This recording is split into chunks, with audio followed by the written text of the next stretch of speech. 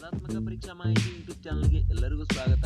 ಇವತ್ತು ನಾವು ಸಾಮಾನ್ಯ ಜ್ಞಾನಕ್ಕೆ ಸಂಬಂಧಿಸಿದಂತೆ ಸುಮಾರು 20 ಪ್ರಶ್ನೆಗಳನ್ನ ಉತ್ತರ ಸಹಿತ ವಿವರಣೆಯನ್ನ ಈ ವಿಡಿಯೋದಲ್ಲಿ ನೋಡೋಣ. ಸೊ ಅದರಲ್ಲಿ ಪ್ರಶ್ನೆ ನಂಬರ್ 1, ಭಾರತೀಯ ನವೋದಯದ ಪಿತಾಮಹ ಯಾರು ಎಂದು ಪ್ರಶ್ನೆಯನ್ನು ಕೇಳಿದ್ದಾರೆ. ಇದಕ್ಕೆ ಸರಿಯಾದ ಉತ್ತರವನ್ನು ನೋಡುವುದಕ್ಕಿಂತ ಮುಂಚೆ ಕೊಟ್ಟಿರುವ ಒಂದು ಆಪ್ಷನ್ಸ್ಗಳನ್ನು ನಾವು ನೋಡೋಣ. So options A Bal Gangadhar Tilak, option B Rajaram Mohan Roy, option C Swami Vivekananda, option D Mahatma Gandhiji. ಇದಕ್ಕೆ ಸರಿಯಾದ ಉತ್ತರ ನಿಮಗೆ ಗೊತ್ತಿದ್ದರೆ ಕಾಮೆಂಟ್ ಮಾಡಬಹುದು, ಇಲ್ಲ ಅಂತಂದ್ರೆ ನಾವೇ ಉತ್ತರವನ್ನ ಹೇಳ್ತೀವಿ. ಸೊ ಇದಕ್ಕೆ ಸರಿಯಾದ ಉತ್ತರ ರಾಜಾರಾಮ್ ಮೋಹನ್ ರಾಯ್. ರಾಜಾರಾಮ್ ಮೋಹನ್ ರಾಯ್ ಅವರನ್ನ ಭಾರತೀಯ ನವೋದಯದ ಪಿತಾಮಹ ಅಂತೇಳಿ ಕರಿತೀವಿ. ಯಾಕಂತಂದ್ರೆ ಇವರು ಭಾರತ ಸ್ವತಂತ್ರ ಚಳವಳಿ ಅಪಾರವಾದ ಕೊಡುಗೆಯನ್ನು ನೀಡಿದ್ದಾರೆ. ಅಲ್ಲದೆ ಇವರ ಸಾಧನೆಯು ಅಮರವಾದದ್ದು. ಯಾಕಂತಂದ್ರೆ ಭಾರತೀಯ ನವೋದಯ ಅಷ್ಟೇ ಅಲ್ಲ, ಇವರ ಪುನರುಜ್ಜೀವನದ ಜನಕ ಸಹ ಅಂತ ಕರಿತೀವಿ. ಅದು ಅಲ್ಲದೆ ಇವರು 1828ರಲ್ಲಿ ಬ್ರಹ್ಮ ಸಮಾಜವನ್ನ ಸ್ಥಾಪನೆ ಮಾಡ್ತಾರೆ. ಸೊ ಇದು ಇವರ ಒಂದು ಮಾಹಿತಿಯಾಗಿತ್ತು. ಸೊ ಪ್ರಶ್ನೆ ನಂಬರ್ 2ಕ್ಕೆ ನಾವು ಹೋಗುವುದಾದ್ರೆ, ಪ್ರಶ್ನೆ ನಂಬರ್ 2, ಕಥಕ್ಕಳಿ ಯಾವ ರಾಜ್ಯದ ನೃತ್ಯವಾಗಿದೆ ಎಂದು ಪ್ರಶ್ನೆಯನ್ನು ಕೇಳಿದ್ದಾರೆ. Options A Kerala, option B Karnataka, option C Tamil Nadu, option D Bihar. ಇದಕ್ಕೆ ಸರಿಯಾದ ಉತ್ತರ Kerala is a right answer. Option A is a right answer. ಕಥಕ್ಕಳಿಯು ಕೇರಳ ರಾಜ್ಯಕ್ಕೆ ಸಂಬಂಧಿಸಿದೆ. ಪ್ರಶ್ನೆ ನಂಬರ್ 3, ರಕ್ಕಸ ತಂಗಡಿ ಯುದ್ಧ ಯಾವಾಗ ನಡೆಯಿತು? ನಾವು ಮೊದಲು ಈ ರಕ್ಕಸ ತಂಗಡಿ ಯಾವ ಒಂದು ಸಾಮ್ರಾಜ್ಯದಲ್ಲಿ ಬರ್ತದೆ, ಅಂದ್ರೆ ಯಾವ ಒಂದು ವಿಶ್ವದಲ್ಲಿ ಬರ್ತದೆ ಅಂತ ಹೇಳಿ ನಾವು ಮೊದಲು ತಿಳ್ಕೊಳ್ಬೇಕು. ಈಗ ನಾವು ಆಪ್ಷನ್ಸ್ ಗಳನ್ನು ನೋಡೋಣ. Options A 1500, option B 1275, option C 1567, option D 1565. ಇದಕ್ಕೆ ಸರಿಯಾದ ಉತ್ತರ 1565. D is a right answer. Rakkasa Tangadi ಯುದ್ಧವನ್ನ ನಾವು ತಾಳಿಕೋಟೆ ಯುದ್ಧ ಅಂತೇಳಿ ಸಹ ಕರಿತೀವಿ. ಈ ರಕ್ಕಸ ತಂಗಡಿ ಯುದ್ಧವು ವಿಜಯನಗರ ಸಾಮ್ರಾಜ್ಯದಲ್ಲಿ ನಡೆದಿರ್ತಕ್ಕಂಥ ಒಂದು ಯುದ್ಧವಾಗಿದ್ದು ಸುಮಾರು ಇದು 40 ಕಿಲೋಮೀಟರ್ಗಳಷ್ಟು ವ್ಯಾಪ್ತಿಯಲ್ಲಿ ಸಾಗಿತ್ತು. ರಕ್ಕಸಗಿ ಮತ್ತು ತಂಗಡಗಿ ಎಂಬ ಗ್ರಾಮಗಳ ಮಧ್ಯೆ ಈ ಕದನ ನಡೆದಿದ್ದರಿಂದ ಇದನ್ನ ರಕ್ಕಸ ತಂಗಡಿ ಯುದ್ಧ ಅಂತೇಳಿ ಸಹ ಕರೀತಾರೆ. ರಕ್ಕಸ ತಂಗಡಿ ಯುದ್ಧ ಅಂತೇಳಿ ಸಹ ಕರೀತಾರೆ. ಈ ಕದನವು ಯಾರ್ಯಾರ ನಡುವೆ ನಡೀತದೆ ಅಂತೇಳಿ ನಾವು ನೋಡುವುದಾದ್ರೆ, ಈ ಕದನವು ಬನ್ನಿಹಟ್ಟಿ ಕದನವೆಂದೇ ಸಹ ಇದನ್ನು ಕರೀತಾರೆ. ಅದೇ ರೀತಿಯಾಗಿ ರಾಮರಾಯ ಮತ್ತು ಶಾಹಿ ಸುಲ್ತಾನ್ ನಡುವೆ ಈ ಯುದ್ಧವು ನಡೀತದೆ. ಸುಮಾರು 40 ಕಿಲೋಮೀಟರ್ಗಳಷ್ಟು ವ್ಯಾಪ್ತಿಯಲ್ಲಿ ಈ ಯುದ್ಧ ನಡೀತದೆ ಅಂತಂದ್ರೆ ಎಷ್ಟೊಂದು ದೊಡ್ಡ ಯುದ್ಧ ಇರಬಹುದೆಂದು ವಿಚಾರ ಮಾಡಬಹುದು. ಅದೇ ರೀತಿಯಾಗಿ ಇದಕ್ಕೆ ಸರಿಯಾದ ಉತ್ತರವನ್ನು ನಾವು ನೋಡಿದ್ವಿ. D is a right answer. D is a right answer. 1565ರಲ್ಲಿ ರಕ್ಕಸ ತಂಗಡಿ ಯುದ್ಧ ನಡೆಯಿತು. ಈ ರಕ್ಕಸ ತಂಗಡಿಗೆ ಇರ್ತಕ್ಕಂಥ ಹೆಸರುಗಳೆಂದರೆ ರಕ್ಕಸ ತಂಗಡಿ, ತಾಳಿಕೋಟೆ ಮತ್ತು ಬನ್ನಿಹಟ್ಟಿ ಎಂದ ಕದನ ಹೇಳಿ ಇದಕ್ಕೆ ಹೆಸರನ್ನು ಇಡಲಾಗಿದೆ. ಸೊ ಇದೇ ರೀತಿಯಾಗಿ 4ನೇ ಪ್ರಶ್ನೆಗೆ ನಾವು ಹೋಗುವುದಾದ್ರೆ, ಫೇಸ್ಬುಕ್ ನ ಸ್ಥಾಪಕರು ಯಾರು? ಫೇಸ್ಬುಕ್ ನ ಸ್ಥಾಪಕರು ಯಾರು ಅಂತ ಹೇಳಿ ಪ್ರಶ್ನೆಯನ್ನ ಕೇಳಿದ್ದಾರೆ. ಇದಕ್ಕೆ ಸರಿಯಾದ ಉತ್ತರವನ್ನು ನೋಡೋದಕ್ಕಿಂತ ಮುಂಚೆ ಆಪ್ಷನ್ಸ್ ಗಳನ್ನು ನೋಡೋಣ. Option A George Yule, option B Donald Trump, option C Mark Zuckerberg, option D Mountbatten. ಇದಕ್ಕೆ ಸರಿಯಾದ ಉತ್ತರ C is the right answer. Mark Zuckerberg ಅವರು ಫೇಸ್ಬುಕ್ ಅನ್ನು ಸ್ಥಾಪನೆ ಮಾಡ್ತಾರೆ. ಅದರ ಮೂಲಕ ಅವರು ತಮ್ಮ ಬಿಸ್ನೆಸ್ ಅನ್ನ ಆರಂಭಿಸ್ತಾರೆ. ಅದೇ ರೀತಿಯಾಗಿ ಪ್ರಶ್ನೆ ನಂಬರ್ ನಾವು 5ಕ್ಕೆ ಹೋಗುವುದಾದರೆ, ಪ್ರಶ್ನೆ ನಂಬರ್ 5, ಮೂಲಭೂತ ಕರ್ತವ್ಯಗಳನ್ನ ಭಾರತೀಯ ಸಂವಿಧಾನದಲ್ಲಿ ಸೇರಿಸಿಕೊಂಡ ವರ್ಷ ಯಾವುದು ಅಂತ ಹೇಳಿ ಪ್ರಶ್ನೆಯನ್ನ ಕೇಳಿದ್ದಾರೆ. ಇದಕ್ಕೆ ಸರಿಯಾದ ಉತ್ತರ ನೋಡೋಕ್ಕಿಂತ ಮುಂಚೆ ಆಪ್ಷನ್ಸ್ ಗಳನ್ನ ನೋಡೋಣ. Option A 1958, option B 1959, option C 1937, option D 1776. ಇದಕ್ಕೆ ಸರಿಯಾದ ಉತ್ತರ 1976 ರೈಟ್ ಆನ್ಸರ್ ಆಗುತ್ತದೆ. 1976 right answer. D is right answer ಆಗ್ತದೆ. ಮೂಲಭೂತ ಕರ್ತವ್ಯಗಳು ಭಾರತೀಯ ಸಂವಿಧಾನದಲ್ಲಿ ಸೇರಿಸಿಕೊಂಡ ವರ್ಷ ಅಂತ ಕೇಳಿದ್ದಾರೆ. ಇದಕ್ಕೆ ಸರಿಯಾದ ಉತ್ತರ D is a right answer. ಇಲ್ಲಿ ನಾವು ಚರ್ಚೆ ಮಾಡ್ತಕ್ಕಂಥ ಪ್ರತಿಯೊಂದು ಪ್ರಶ್ನೆಗಳನ್ನ ನಾವು ಮೊನ್ನೆ ನಡೆದಿರ್ತಕ್ಕಂಥ PC ಎಕ್ಸಾಮ್ ಇಂದ ತೆಗೆದುಕೊಂಡಿದ್ದೀವಿ. ದಿನನಿತ್ಯ ನಾವು 10 ಪ್ರಶ್ನೆಗಳ ಬಗ್ಗೆ ಚರ್ಚೆ ಮಾಡ್ತಾ ಇದ್ದೀವಿ. ಆದ್ದರಿಂದ ನಮ್ಮ ಯೂಟ್ಯೂಬ್ ಚಾನಲ್ನ ಸಬ್ಸ್ಕ್ರೈಬ್ ಮಾಡಿಕೊಂಡು ನೋಟಿಫೈ ಆಗಿರಿ. ಯಾಕಂತಂದ್ರೆ ನಾವು ದಿನನಿತ್ಯ ಮಾಡ್ತಕ್ಕಂಥ ವಿಡಿಯೋಗಳು ನಿಮಗೆ ಅತಿ ಬೇಗನೆ ಬರ್ತವೆ ಮತ್ತು ಮೊದಲು ಬರ್ತವೆ. ಈಗ ನಾವು ಪ್ರಶ್ನೆ ನಂಬರ್ 6ಕ್ಕೆ ಹೋಗುವುದಾದ್ರೆ, ಪ್ರಶ್ನೆ ನಂಬರ್ 6, ಕನಿಷ್ಕನ ರಾಜಧಾನಿ ಯಾವುದು? ಕನಿಷ್ಕನ ರಾಜಧಾನಿ ಯಾವುದು ಅಂತೇಳಿ ಪ್ರಶ್ನೆಯನ್ನು ಕೇಳಿದ್ದಾರೆ.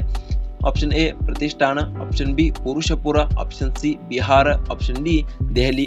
ಇದಕ್ಕೆ ನಾವು ಕಾಮನ್ ಆಗಿ ಆನ್ಸರ್ ಅನ್ನು ಮಾಡಬಹುದು. ಕನಿಷ್ಕನ ರಾಜಧಾನಿ ಅಂತೂ ಬಿಹಾರ ಮತ್ತು ದೆಹಲಿ ಆಗಿರುವುದಿಲ್ಲ. ಇದಕ್ಕೆ ಸರಿಯಾದ ಉತ್ತರ Purushapura. B is the right answer. Purushapura. Kanishka ಯಾವ ಒಂದು ಸಾಮ್ರಾಜ್ಯದಲ್ಲಿ ಬರ್ತಾನ ಅಂತಂದ್ರೆ ಈತ ಕುಶಾನರು ಎಂಬ ಸಾಮ್ರಾಜ್ಯದಲ್ಲಿ ಬರ್ತಾನೆ. ಕನಿಷ್ಕ ಕುಶಾನರ ಶ್ರೇಷ್ಠ ದೊರೆಯಾಗಿರ್ತಾನೆ. ಈತ ಪುರುಷಪುರವನ್ನ ರಾಜಧಾನಿಯಾಗಿ ಮಾಡಿಕೊಂಡು ಅದೇ ರೀತಿಯಾಗಿ ಈತನ ಶಕಯುಗದ ಸ್ಥಾಪಕ ಅಂತೇಳಿ ಸಹ ಕರೀತಾರೆ. ಇದು ಈತನ ಒಂದು ಮಾಹಿತಿಯಾಗಿತ್ತು. ಈ ಕನಿಷ್ಕನು ಶಕಯುಗದ ಸ್ಥಾಪಕನು ಅಷ್ಟೇ ಅಲ್ಲದೆ ಪುರುಷಪುರವನ್ನು ರಾಜಧಾನಿ ಮಾಡ್ಕೊಳ್ತಾನೆ. ಅದೇ ರೀತಿಯಾಗಿ ಇವರ ಒಂದು ಸಾಮ್ರಾಜ್ಯದ ಅಂದ್ರೆ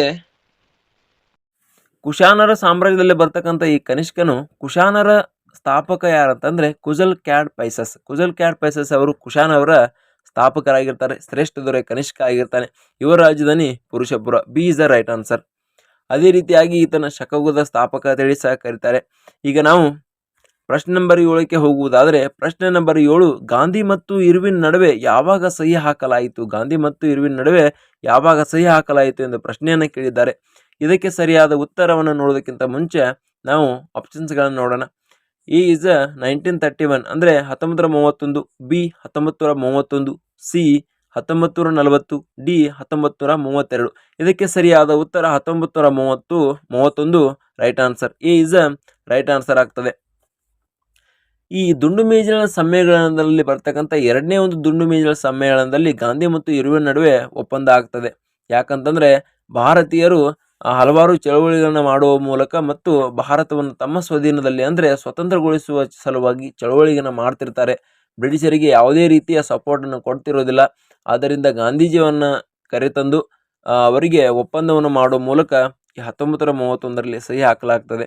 ಸೊ ಅದೇ ರೀತಿಯಾಗಿ ಮುಂದಿನ ಒಂದು ಮಾಹಿತಿ ನೋಡೋದಾದರೆ ಪ್ರಶ್ನೆ ನಂಬರ್ 8, ಚೌರಿ ಚೌರ ಘಟನೆ ನಡೆದ ಸ್ಥಳ ಯಾವುದು? ಚೌರಿ ಚೌರ ಘಟನೆ ನಡೆದಿರ್ತಕ್ಕಂಥ ಸ್ಥಳ ಯಾವುದು ಎಂದು ಪ್ರಶ್ನೆಯನ್ನು ಕೇಳಿದ್ದಾರೆ.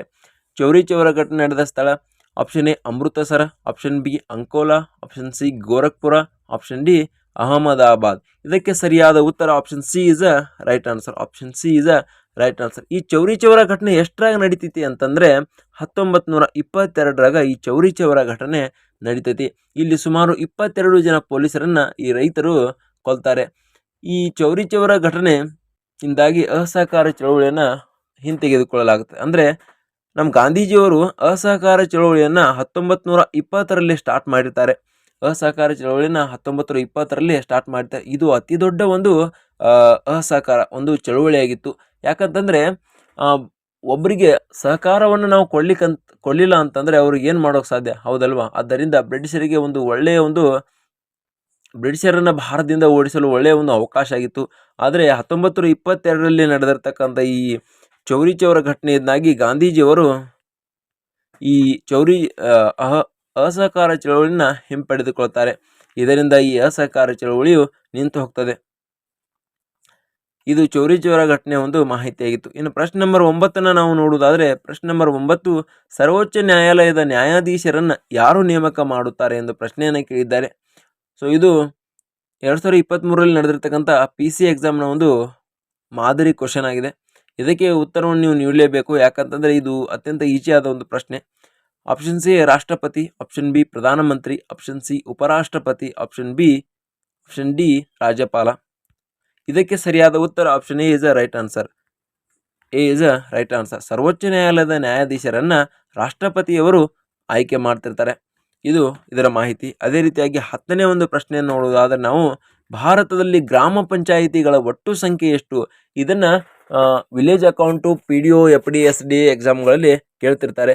ಈಗಾಗಲೇ ನೀವು VAO ಮತ್ತು PDO ಎಕ್ಸಾಮ್ಗಳಿಗೆ ಅಪ್ಲಿಕೇಶನ್ ಹಾಕಿದ್ದೀರಿ. ಈ ರೀತಿಯ ಕ್ವಶನ್ಗಳು ಬರ್ತಿರ್ತವೆ. ಆದ್ದರಿಂದ ಇಂತಹ ಒಂದು ಕ್ವಶನ್ಗಳನ್ನು ನಾವು ತಗೊಂಡಿದ್ದೀವಿ.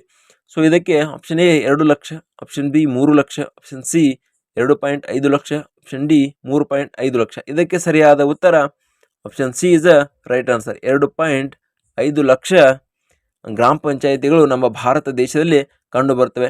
ಇದು ಇವತ್ತಿನ ಒಂದು GK ಸಾಮಾನ್ಯ ಜ್ಞಾನಕ್ಕೆ ಸಂಬಂಧಿಸಿದ ಒಂದು ಮಾಹಿತಿಯಾಗಿತ್ತು. ಸೊ ಎಲ್ಲರಿಗೂ ಧನ್ಯವಾದಗಳು. Please subscribe my YouTube channel.